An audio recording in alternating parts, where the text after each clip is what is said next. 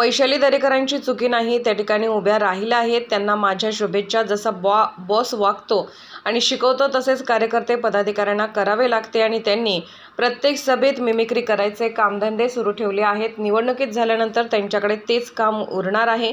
शिक्षकांच्या काही समस्या आहेत. आचारसंहिता संपल्यानंतर यावर बैठका घेतल्या जातील. समस्या सोडवण्यासाठी सरकार प्रयत्न करणार आहे. शिक्षकांना मतदानाविषयी जनजागृती करण्याचे आवाहन करण्यास सांगितले आहे. जागेचा तिढा राहिलेला नाही. 2 दिवसात जागा जाहीर होतील. मला वाटतं जागेचा तिढा आता जास्त राहिलेला नाही आहे. त्या ठिकाणी 2-1 दिवसामध्ये जे आहे या सगळ्या गोष्टी मार्गी लागतील आणि सगळ्याच्या सगळ्या जागा ज्या आहेत त्या ठिकाणी भारतीय जनता पार्टीच्या असतील किंवा शिवसेनेच्या असतील आणि राष्ट्रवादीच्या असतील या त्या ठिकाणी जाहीर होतील आणि त्या ठिकाणी महायुती जी आहे पुन्हा एकदा मोठ्या बहुमताने जे आहे ते त्या जास्तीत जास्त जागा ज्या आहेत मला वाटतं 45पेक्षा जास्त जागा ज्या आहेत महायुती या महाराष्ट्रामध्ये जिंकेल आणि पुन्हा एकदा मोदीजींचे हात बळकट करण्यासाठी महाराष्ट्र जे आहे हे त्या ठिकाणी पुढाकार घेईल.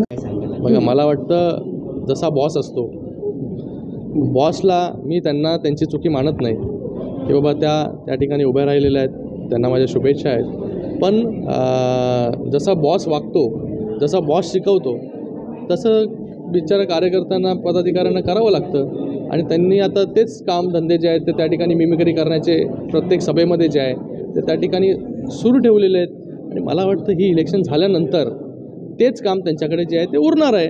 आपल्याला इन्फ्रामॅन म्हटलं जातं, अजून प्रयत्न तर नक्कीच या ठिकाणी आज सगळ्या शिक्षकांचं, सगळ्या टीचर्सचं जे आहे टीचर्स ट्रेनिंग प्रोग्राम होते, त्यांच्या काही समस्या आहेत.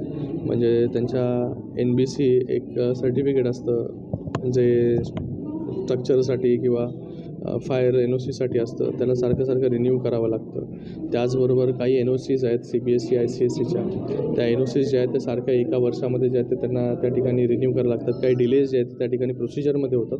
तर या सगळ्या गोष्टी ज्या आहेत मला वाटतं आता कोड ऑफ कंडक्ट आहे, याच्यावरती न जास्त बोललेलं बरं. पण कोड ऑफ कंडक्ट संपल्यानंतर जे आहे ते त्या ठिकाणी बैठका घेऊन जे आहेत या सगळ्या गोष्टी आपण मार्गी लावू शकतो. कारण की सरकार जे आहे हे वेगवेगळे निर्णय आणि पॉलिसी अमेंडमेंट्स करून जे आहे हे लोकांना काय पाहिजे, संस्थेला काय पाहिजे, ह्या सगळ्या गोष्टींवरती विचार करणारं हे सरकार आहे. तर नक्कीच शाळेच्या ज्या गोष्टी असतील, प्रॉब्लेम्स असतील, ते प्रॉब्लेम्स जे आहेत ते येणाऱ्या काळामध्ये नक्कीच ते सॉल्व्ह करण्याचा प्रयत्न सरकारचा असेल.